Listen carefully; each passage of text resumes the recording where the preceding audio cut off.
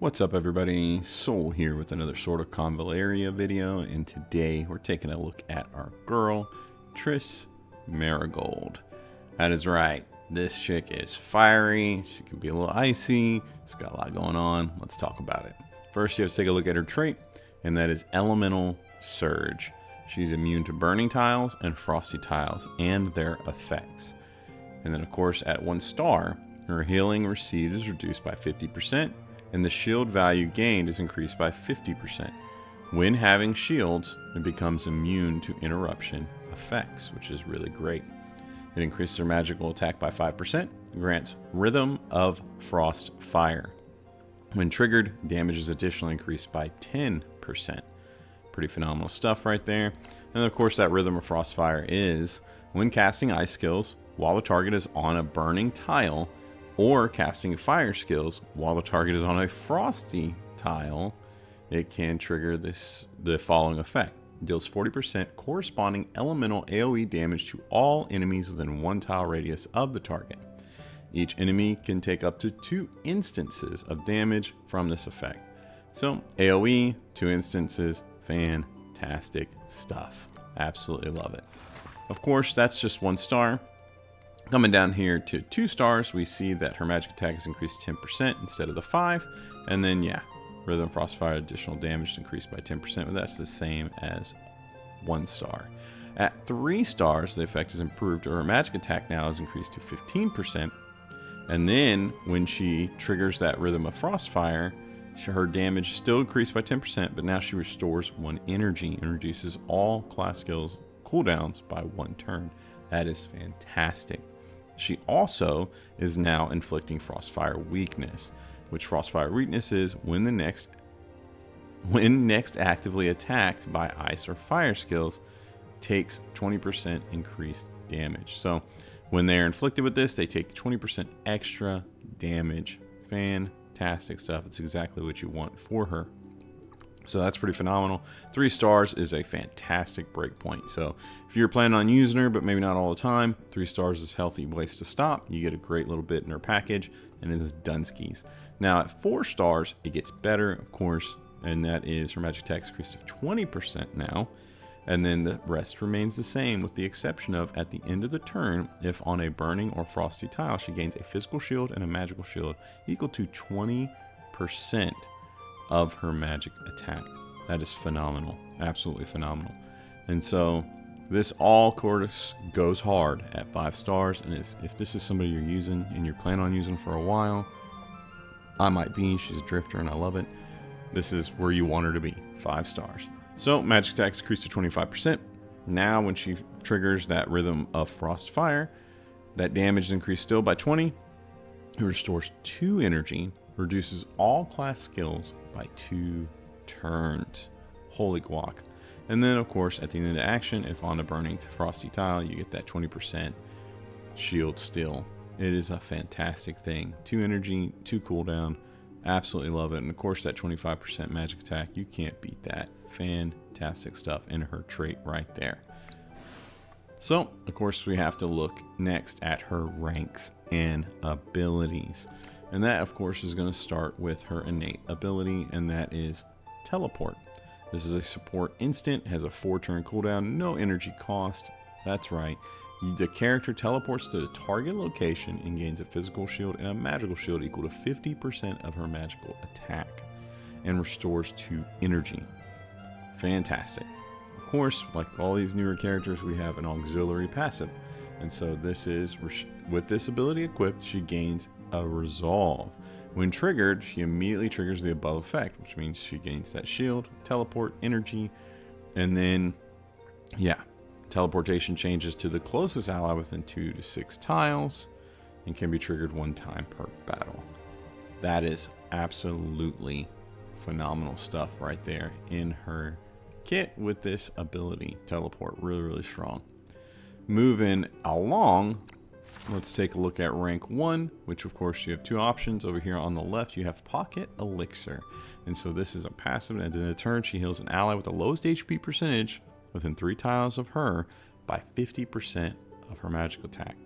If they happen to be a Dimension Traveler, They will also get attack 2, defense 2, and magic defense 2 buff. Fantastic stuff. We absolutely love to get 3% HP on this. This is really, really solid. There's nothing wrong with this. It gives you a nice little way to heal with her and for free. And to do some buffs if you got some other Witcher characters or Delicious and Dungeon characters or future collab characters. By the way, that's a big deal. I have to stress that. Dimension Travelers is what we're going to see from collab characters. So if there are any in the future, they will likely be Dimension Travelers as well. Moving over to Fireball, this is what I recommend you to pick up. This is a 2 energy cost ability, magical damage, 170% fire AoE damage to all enemies within 1 tile of the target, and inflicts ignition. Fantastic. Turns the tile into burning tiles and inflicts no healing received and attack down 2 for 2 turns. Absolutely love this ability. No cooldown's massive. 2 energy cost is massive. It's cheap. And then on top of that, like, it's 170% damage. It's pretty great. Pretty fantastic. So, and then we're getting ignition on that. Burn tiles, no healing received. This is just a really, really powerful ability. Highly suggest you to pick it up. Up here at rank 3, you have on the right Firestorm. This is 3 energy cost, 2 turn cooldown, magical damage. Select a target tile. That's right, tile. And then not enemy. With this Fireball, you have to pick an enemy. But anyways, Firestorm deals 140% fire damage AoE to all enemies within 2 tiles of the target and inflicts 1 stack of ignition and turns those tiles into burning tiles. Before attacking, it increases attack by 20% of, Triss. So this is something else that's really good here.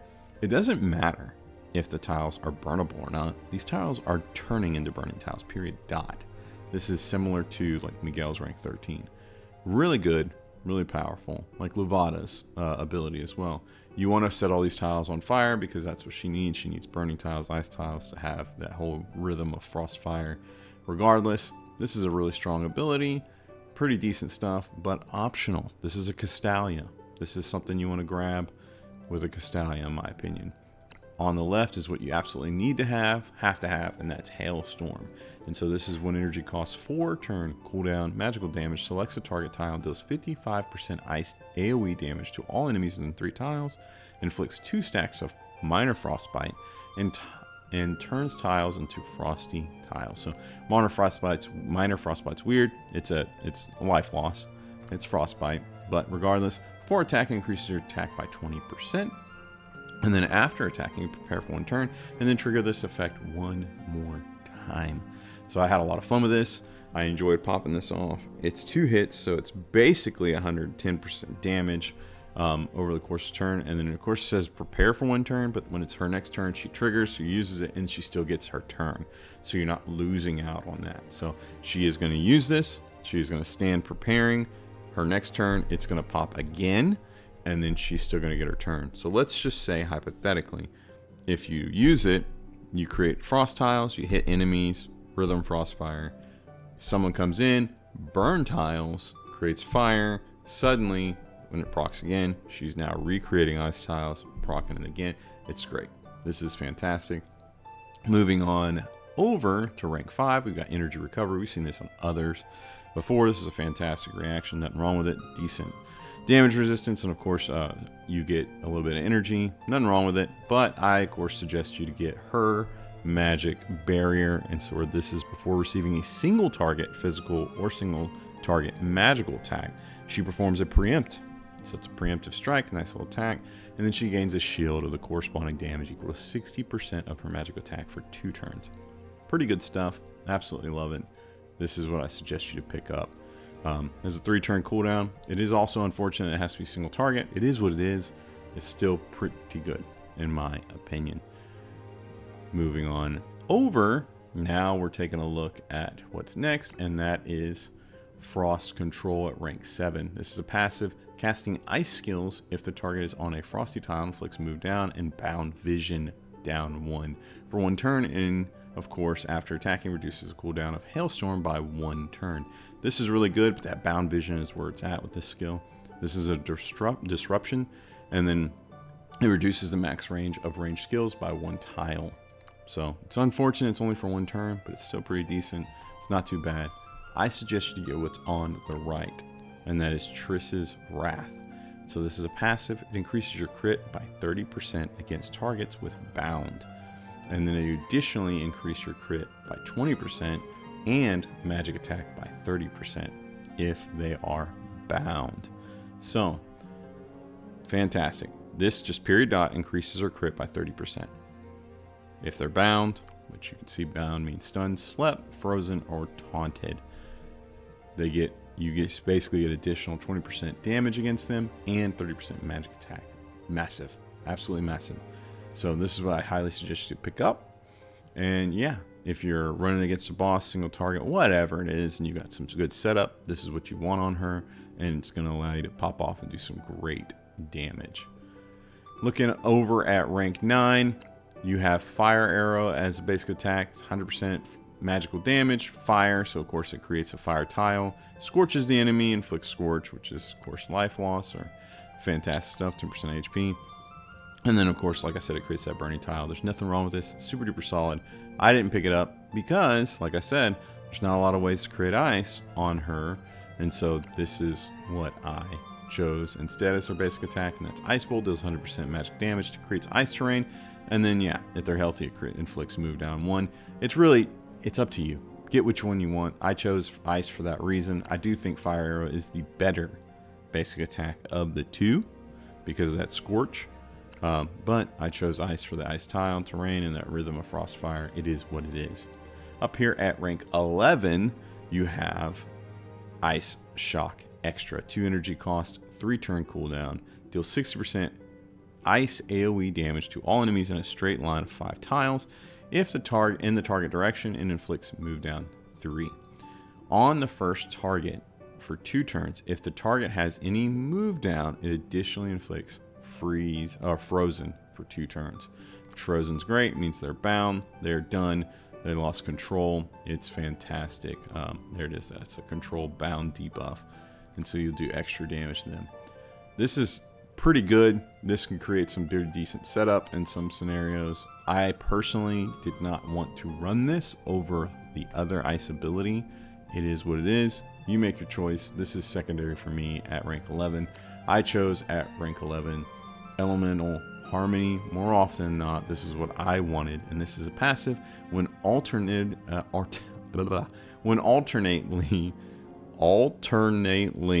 casting ice and fire skills, I did it. It restores 1 energy and reduces all class skill cooldowns by 1 turn. And so this is fantastic for your general play and in most scenarios where you have this on her and it's going to keep her stocked on energy, keep her cooldowns low. There's nothing wrong with this. It's pretty good in general.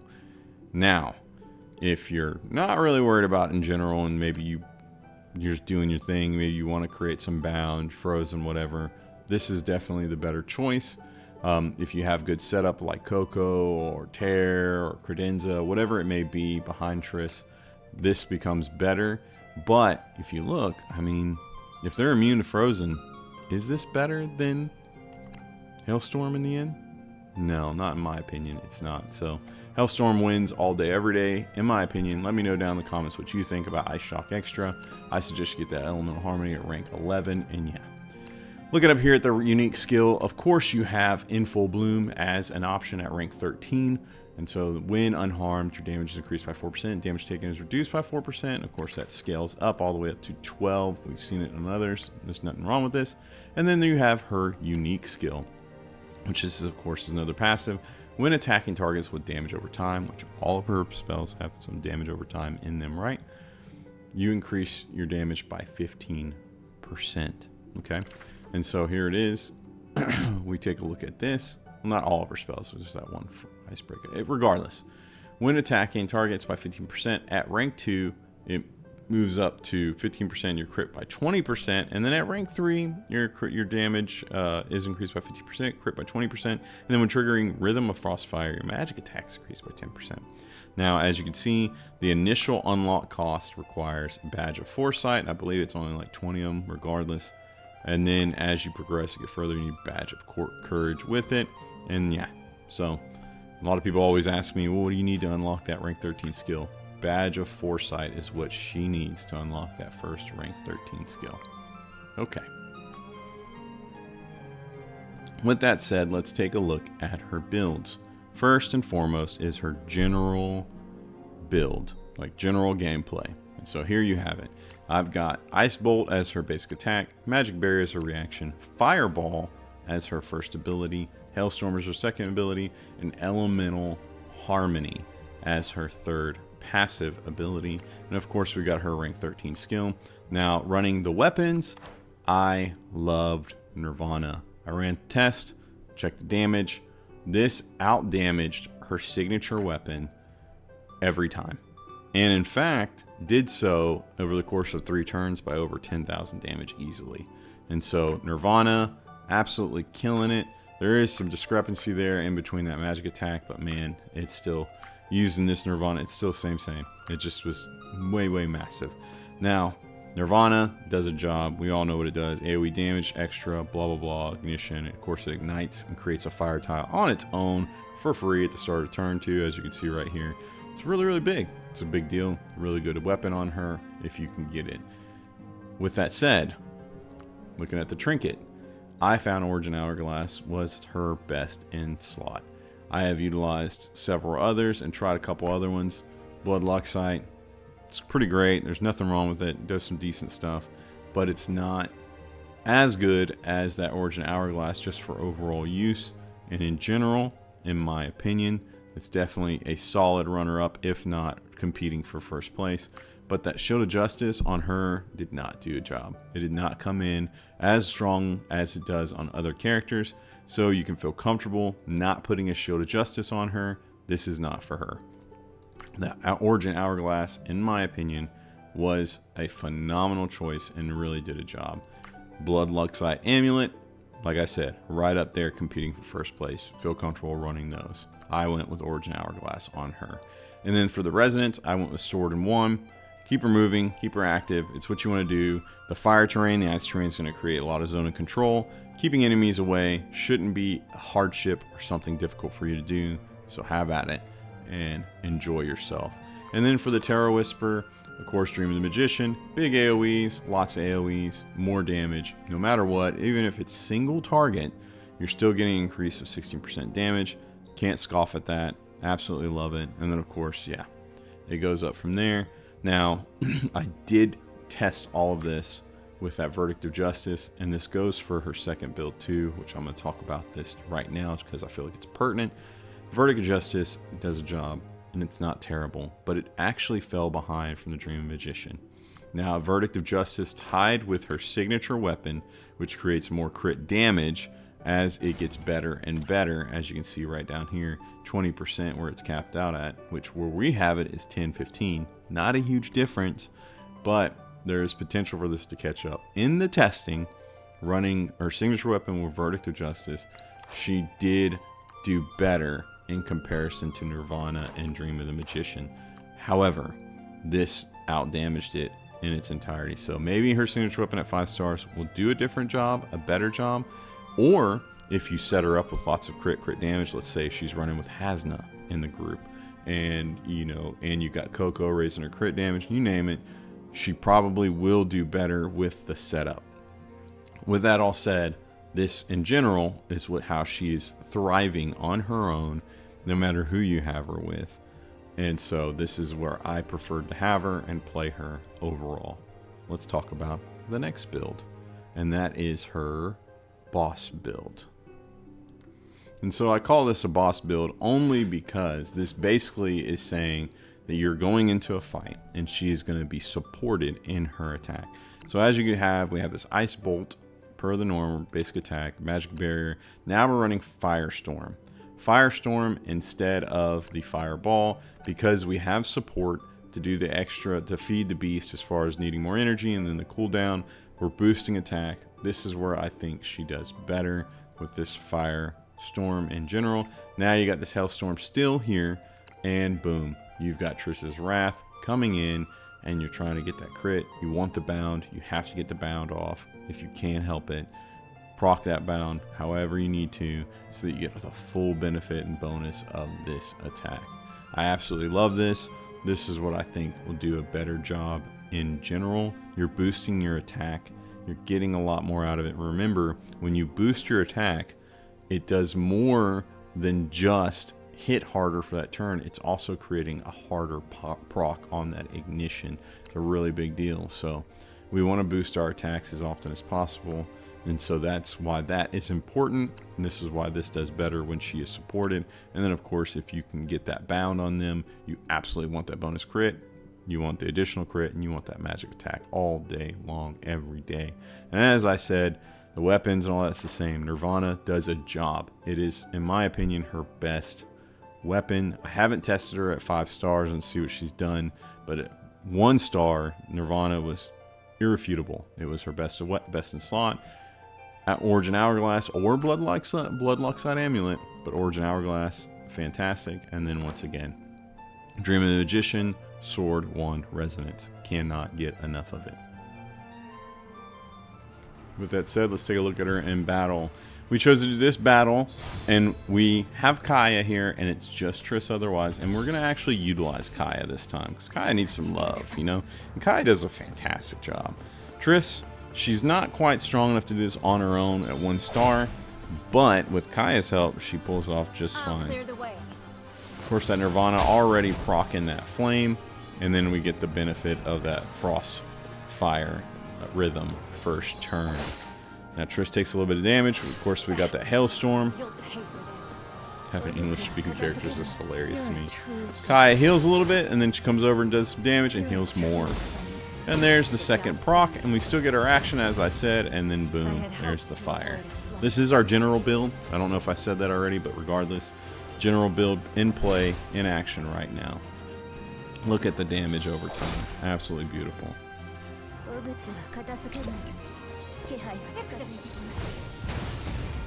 Just wrecking. Just shredding and wrecking. Of course, with that March command, we want to be able to move a little further. Gotta stay active and on the prowl. We ignite old boy and create extra fire terrain.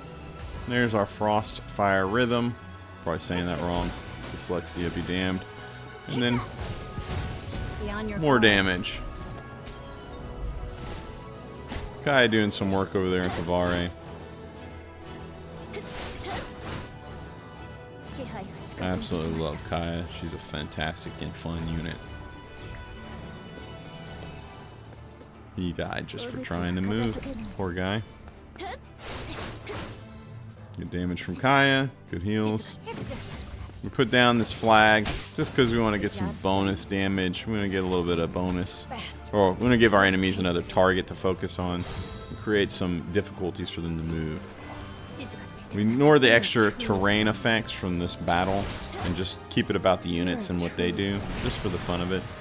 And of course, Triss is in peril. She's low HP. Kai is a hoss and can tank a lot of damage. But that doesn't mean Triss is out. She's still doing a great job. We teleport over and Blaze, oh boy, easily one-shotting him, even though we're dying.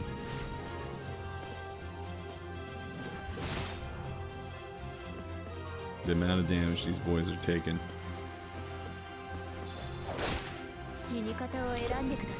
Offering the team, putting them to sleep.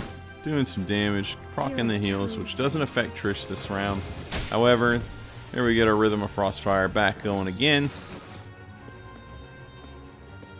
And as you see with that Nirvana, we're absolutely getting what we want out of all this. When the ignites are fantastic. Absolutely love them. Can't get enough of it. Let's throw a pause on it. Let's take a look at these guys and what they got going. So we got lots of infection. Healing reversed, minor frostbite from the attack, so he's got plenty of debuffs there, lots of life loss. He is in pain and suffering. Let's keep it up. There's that March command. You're a true friend. Another AoE hit. There's our fire damage. Big AoE, Rhythm of Frostfire. Love it. I don't think so, bud. Kaya serving him up, putting him to sleep. Apparently we're a true friend. You're going to hear that a lot when you play Triss, by the way.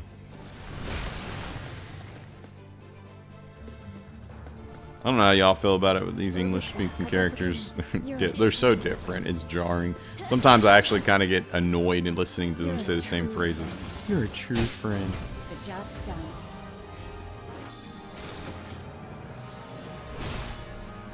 So when it's a different language, I almost don't mind it. I don't know. Regardless, here we go. Kaya's ultimate, if you will. Great damage there. Amazing damage. We're just absolutely destroying. Rhythm of Frostfire, tearing it up. I'll get you for this. And then we yeet it. We yeeted it at the end there, just having fun. We let Triss bite the bullet, if you will. That was totally optional. You can keep her away. You can still hit Convallaria there without even being touched. I just was having fun. Regardless, Triss, fantastic. Does a job. There's something fun and exciting about creating fire and ice terrain with the same unit and playing off of that and wreaking havoc on your enemies. It's a blast. And so this is a unit that I truly enjoy playing. I'm so glad to have another drifter in the ranks. That's such a hoss. As you can see, I'm lacking Yennefer. I'm planning on getting her. She's going to drop tomorrow as the time of this recording. And yeah, Triss, phenomenal unit.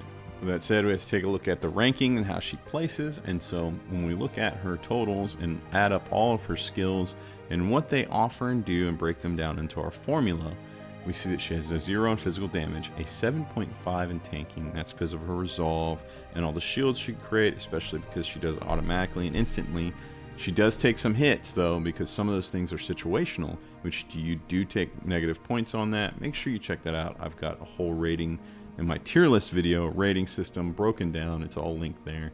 Make sure you go check it out. She has a 2 in her healing, 11 in her magic damage, a 11.5 in her buffs, a 14.5 in her debuffs. That's all that ignition, life loss, range down, move downs, frozen, you name it. She's got a lot going on there, and all AoE, which gives her bonus points, so it's fantastic.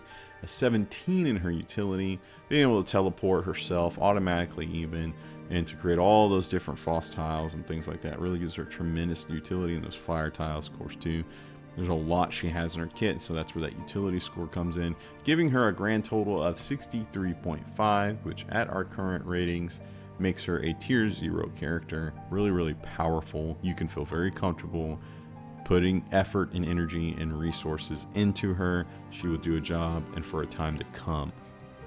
With that said, she's powerful. she's just powerful. So enjoy your Triss, play your heart's content. Drop down in the comments, tell me all about it. Let me know what you think. Are you loving her? Is she great? Do you dislike her? How would you build her? What do you run on her? What's been your experience? I'm always glad to hear your feedback, so please make sure you give it to me. Drop down there and tell me all about it. Do my best to get to all the comments and to respond. I don't do a good job of following up again because there's just so many notifications and everything, so please bear with me. Be kind when you're talking to me. I apologize if I'm not the best at getting to you and quickly. With that said, huge shout out and thank you to my soldiers. You guys and gals are the ones that keep the content flowing and the lights glowing. Y'all really hold it down and allow me to pursue these characters, to make the content, get the guides out. So thank you so much for supporting the cause and being a soldier. I deeply appreciate you. If you too are interested in supporting, make sure you check out the links down below where we have my Patreon, as well as the Discord, where we talk all things sort of Convallaria and then some. We'd be absolutely glad to have you amongst our ranks, so make sure you jump on in. Until next time, guys, I will catch you later. Bye.